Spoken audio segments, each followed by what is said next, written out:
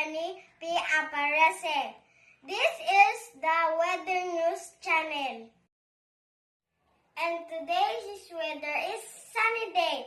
It's clear, 26 degrees Celsius. Here are the kinds of weather. Sunny day, it's good, eat ice cream, and swimming in the beach.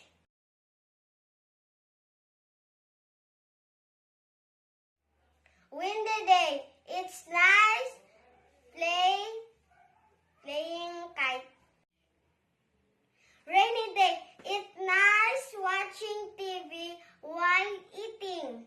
Stormy day, stay indoors with your family and play with them.